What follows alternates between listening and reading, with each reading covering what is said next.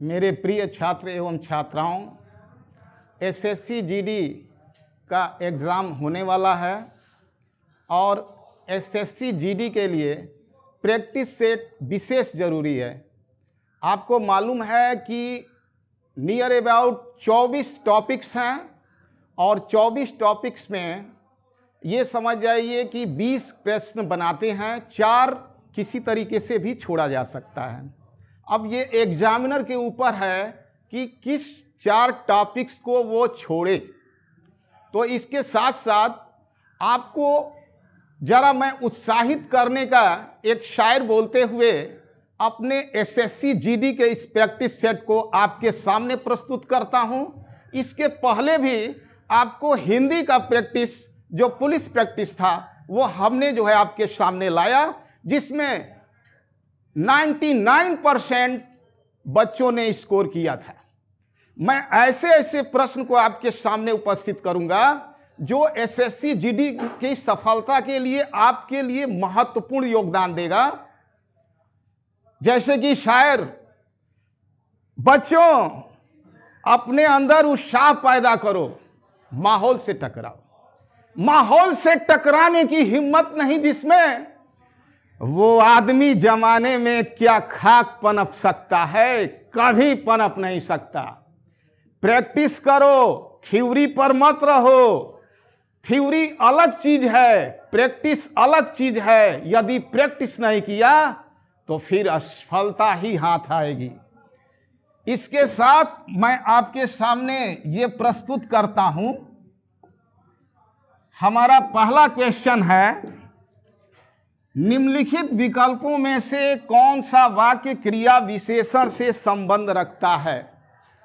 निम्नलिखित विकल्पों में से कौन सा वाक्य क्रिया विशेषण से संबंध रखता है? चलिए बताइए। वह खड़ा है, पहला ऑप्शन। दूसरा ऑप्शन, बच्चे दौड़ते हैं। तीसरा ऑप्शन है, सीता यहां आ रही है। और चौथा ऑप्शन है, गाय चरती है। इसका जवाब सही दीजिए कमेंट बॉक्स पे। और वह खड़ा है का यदि हम प्रश्न करते हैं तो वह खड़ा है, वह क्या खड़ा है? वह क्या खड़ा है? उत्तर नहीं मिला। यह क्रिया अकर्मक कही जाएगी, अतः यह क्रिया जो है अकर्मक क्रिया है। फिर ध्यान दीजिए, दूसरा वाक्य है, बच्चे दौड़ते हैं। प्रश्न कीजिए, बच्चे क्या दौड़ते हैं? उत्तर नहीं मिला। अतः हम ये कहेंगे कि ये दौड़ते हैं क्रिया, इसमें ये भी अकर्मक क्रिया है। ये भी क्या है? अकर्मक क्रिया है। तीसरा है, सीता यहां आ रही है। तो देखिए, यही उत्तर साबित हो रहा है। सी ऑप्शन सही है।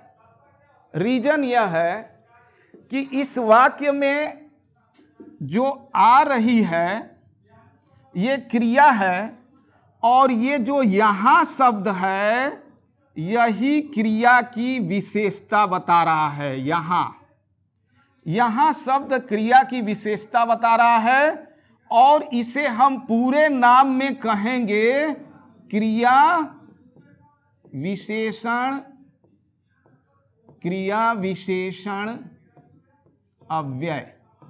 ये आपका है क्रिया विशेषण अव्यय। यहां प्रश्न किया गया है, क्रिया विशेषण से संबंध कौन रखता है? तो यहां शब्द ही क्रिया विशेषण से संबंध रखता है। डी ऑप्शन है, गाय चरती है। तो उसी प्रकार प्रश्न कीजिए, गाय क्या चरती है?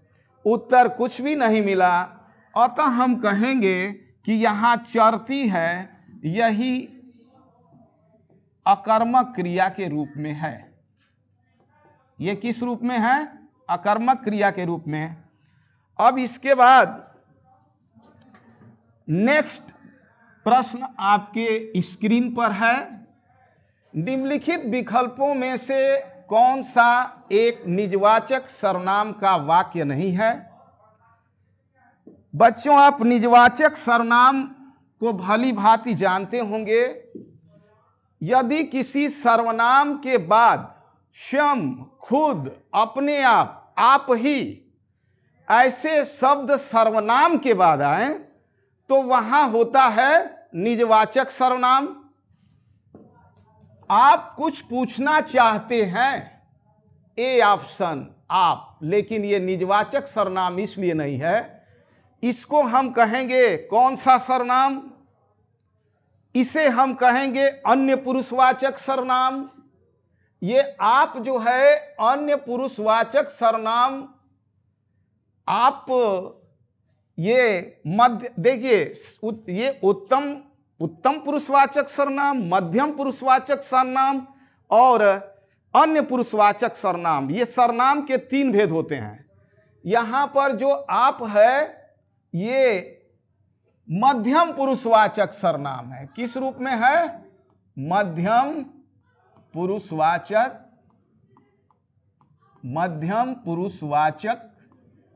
सर्वनाम। ये आपका मध्यम पुरुषवाचक सर्वनाम होगा। दूसरा ऑप्शन बी है, ये फाइलें मैं अपने आप देखूंगा। तो यहां देखिए, मैं सर्वनाम है, इसके बाद आया है अपने आप, अतः ये हो गया निजवाचक सर्वनाम। निजवाचक सर्वनाम। फिर इसके बाद वे अपने आप ही यह जिम्मेदारी संभालने को तैयार हो गए। वे अपने आप ही यह जिम्मेदारी संभालने को तैयार हो गए। तो हम कहेंगे मेरे प्यारे दोस्तों कि इसके वे जो है सर्वनाम के बाद ये आया है अपने आप ही, अतः ये भी है निजवाचक सर्वनाम। यहां डी ऑप्शन देखिए, डी ऑप्शन ध्यान से देखिए, ये क्या बोल रहा है कि यह सब वे अपने आप देख लेंगे। तो यहां भी तो है ना, वे सर्वनाम के बाद आया है अपने आप, तो ये हो गया निजवाचक सर्वनाम। और इसका ट्रिकबम है, ट्रिकबम है किसका? तो निजवाचक सर्वनाम का ट्रिकबम है कि मैं, तुम, वह। इस सर्वनाम या इससे परिवर्तित सर्वनाम, जैसे कारकों में परिवर्तित होता है, इसके बाद स्वयं आ जाए। क्या आ जाए? ये स्वयं आ जाए, स्वयं आ जाए। फिर इसके बाद जो है स्वयं आ जाए, खुद आ जाए, अपने आप आ जाए, अपने आप आ जाए, फिर यहां पर स्वतः आ जाए, तो वहां होता है निजवाचक सर्वनाम। तो तुम, जैसे मैं स्वयं जाऊंगा, तुम स्वयं जाओगे, वह स्वयं आएगा, मैं खुद काम करूंगा, तुम खुद काम करोगे, मैं अपने आप चला जाऊंगा, तो ये हो गया निजवाचक सर्वनाम। तो ये प्रश्न सॉल्व हुआ। इसका उत्तर क्या होगा बच्चों? अब आपको मालूम हो गया है। इसका सही जवाब है आप, क्योंकि ये मध्यम पुरुषवाचक सर्वनाम है। और इसके बाद ये नेक्स्ट प्रश्न आपके स्क्रीन पर, अनूप अमेरिका गया होगा, उक्त वाक्य को पूर्ण भूतकाल का प्रयोग करते हुए पुनः लिखिए। इसको क्या करेंगे?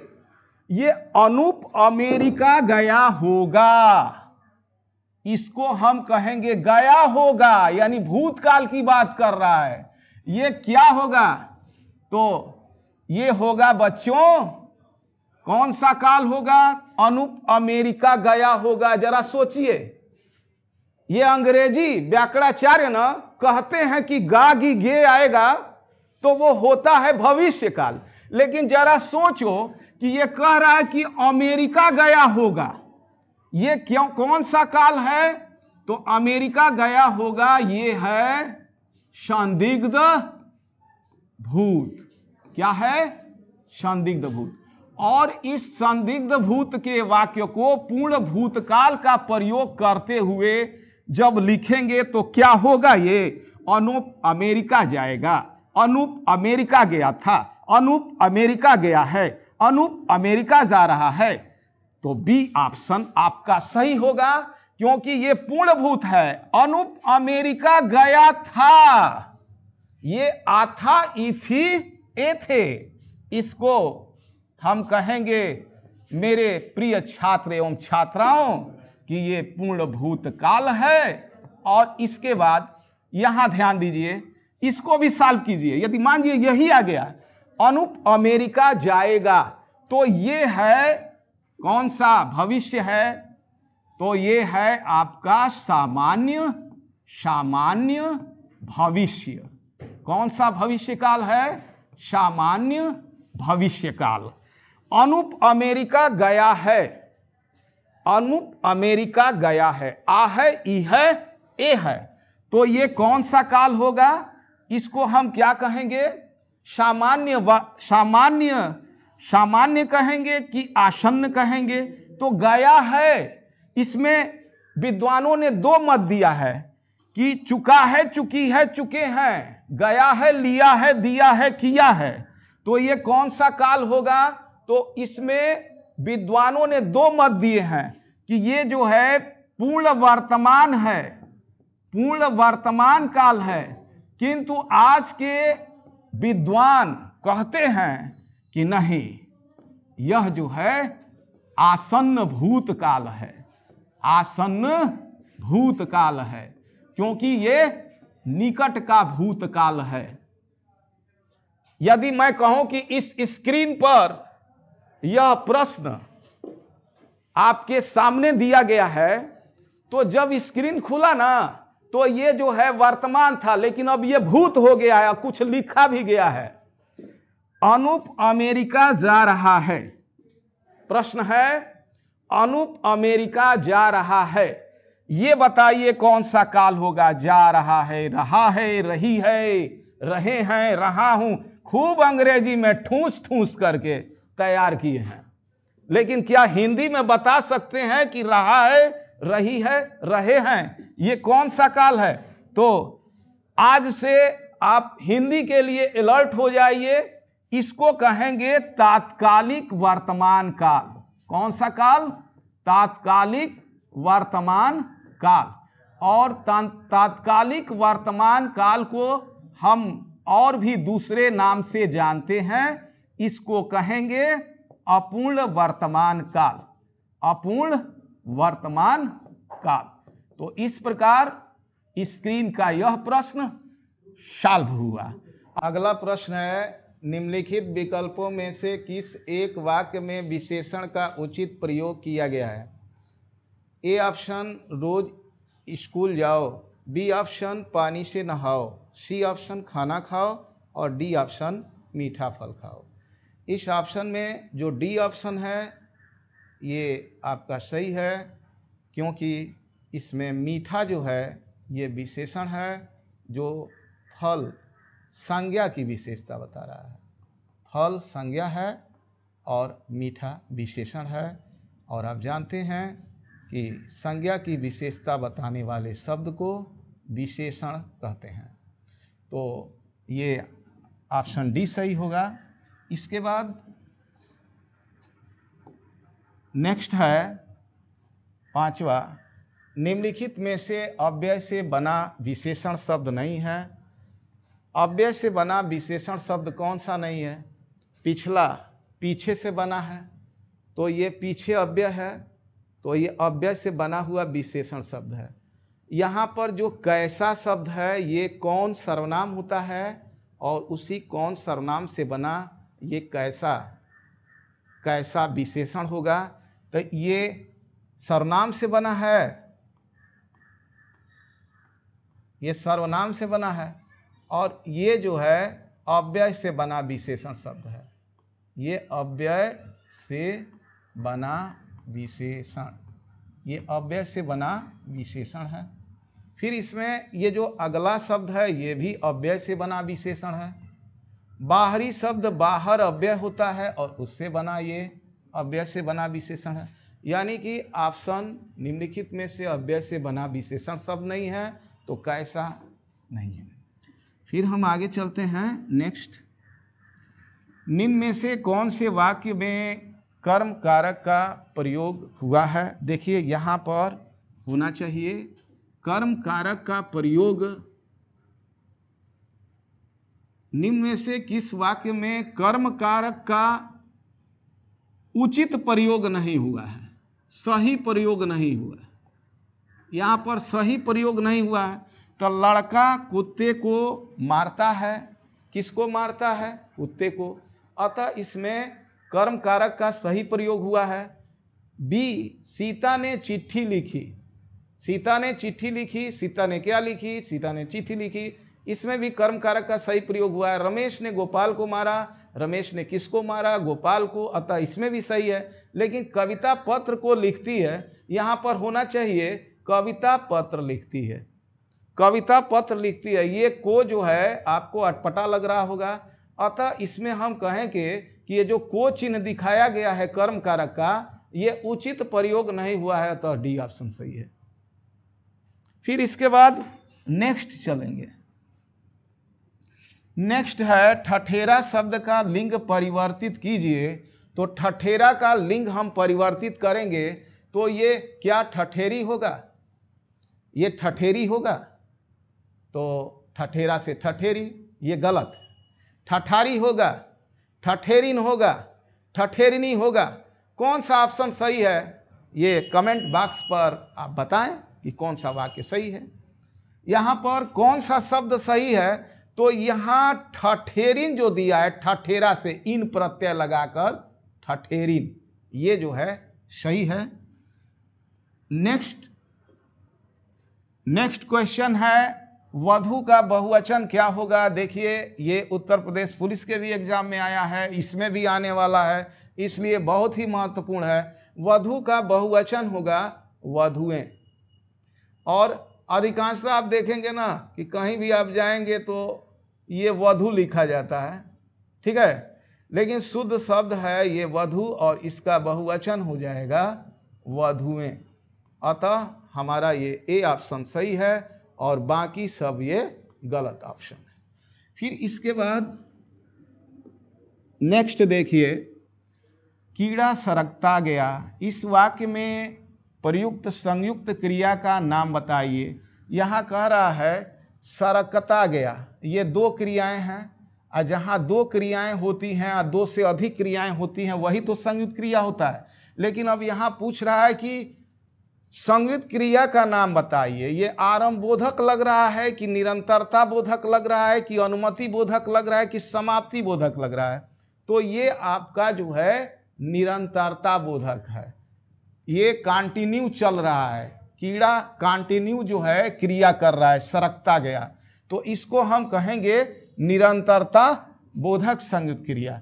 यदि हम कहेंगे आरंभ बोधक तो यहाँ पर होने लगी वर्षा होने लगी। तो जब हम वर्षा होने लगी की बात करेंगे तो इसको कहेंगे कि होने लगी, ये संयुक्त क्रिया का आरंभ बोधक संयुक्त क्रिया है। अब इसके बाद अनुमति बोधक संयुक्त क्रिया, जैसे हम कहें उसे जाने दो, उसे जाने दो। तो ये क्रिया दो क्रियाओं के मिलने से बनी है, एक जाने और एक दो। तो इसको हम कहेंगे अनुमति बोधक संयुक्त क्रिया। समाप्ति बोधक संयुक्त क्रिया, जैसे हम कहेंगे वह घर जा चुका है, यानी ये क्रिया जो है समाप्त हो गई है और ये समाप्त बोधक संयुक्त क्रिया है। तो इस तरीके से ये 10वां प्रश्न। इसके बाद 11वां प्रश्न देखिए हमारा, हेमा खाना खा रही है, उपर्युक्त वाक्य का भाववाच्य में रूपांतरण होगा। हेमा खाना खा रही थी, हेमा खाना नहीं खा रही है, हेमा खाना खा रही होगी, हेमा से खाना नहीं खाया जाता। उपर्युक्त वाक्य का भाववाच्य में रूपांतरण होगा हेमा से खाना नहीं खाया जाता। अब इसके बाद नेक्स्ट देखिए, नेक्स्ट है रिक्त स्थान की पूर्ति उचित संज्ञा शब्द से करें, तरल अवस्था में होता है। क्या भाई, सुंदरी, यहाँ अटपटा नहीं लग रहा है, सुंदरी तरल अवस्था में होता है। अरे ये यहाँ तो होती है होगा, लेकिन फिर भी ये अटपटा है, वह तरल अवस्था में होता है, कुछ तरल अवस्था में होता है। यहाँ पर तरल अवस्था में क्या होता है, तो ये पारा होता है, अतः ये ऑप्शन आपका सही है। नेक्स्ट देखिए, अगला प्रश्न हमारे स्क्रीन पर है कि निम्नलिखित किस विकल्प में भाववाचक, समूहवाचक और जातिवाचक संज्ञा का शब्द क्रम सही है। तो यहाँ पर देखिए, चांदी जो है, ये चांदी क्या है यदि आपसे पूछा जाए, तो चांदी ये है द्रव्यवाचक संज्ञा। ये क्या हो जाएगा, द्रव्यवाचक संज्ञा, ये द्रव्यवाचक संज्ञा। और इसके बाद पानी जो है ये भी तो द्रव्यवाचक संज्ञा है। दौड़ इसमें भाववाचक संज्ञा है, दौड़ इसमें क्या है, भाववाचक संज्ञा है। और इसके बाद हम अगला यदि देखते हैं तो वो कावेरी है, और कावेरी हो जाएगा व्यक्तिवाचक संज्ञा। ये होगा व्यक्तिवाचक संज्ञा, इसको हम व्यक्तिवाचक संज्ञा का नाम देंगे। फिर इसके बाद ये अगला है दिवाली, तो दिवाली क्या है, व्यक्तिवाचक संज्ञा ही है। दासत्व क्या है इसमें, तो दासत्व की बात करेंगे तो ये हो गया भाववाचक संज्ञा। ये भाववाचक संज्ञा इसलिए है कि जिसमें त्व प्रत्यय आएगा वो भाववाचक संज्ञा होगा। यहाँ घौद है, घौद की बात करेंगे तो घौद क्या है, ये घौद ये है आपका समूहवाचक संज्ञा, घौद समूहवाचक संज्ञा के रूप में है।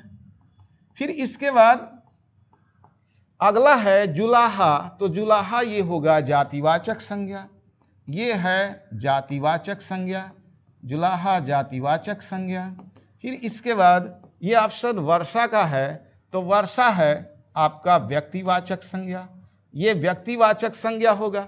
मकान देखिए, यहाँ प्रश्न है भाववाचक, समूहवाचक और जातिवाचक, तो इसमें ऑप्शन यही सही हो रहा है क्योंकि ये भाववाचक संज्ञा है, ये घौद जो है समूहवाचक संज्ञा है, जुलाहा, जुलाहा जातिवाचक संज्ञा है। ये जो है आपका विकल्प नहीं है, ये गलत कर दिया गया है, आपका गलत कर दिया गया है। दासत्व, घौद, जुलाहा यही है ऑप्शन। मकान, मकान जो है ये जातिवाचक संज्ञा है। मैना, मैना कहने से सभी मैना जाति का बोध होगा तो जातिवाचक संज्ञा होगा। ये भी जातिवाचक, ये भी जातिवाचक, दोनों जातिवाचक। और इसके बाद ये काला सागर व्यक्तिवाचक संज्ञा होगा, व्यक्तिवाचक संज्ञा होगा। इसके बाद ये आपका, हाँ तो बच्चों फिर हम आपसे मिलेंगे और इसके बाद जो है अगला एसएससी जेडी का जो है प्रश्न आपके सामने उपस्थित होगा।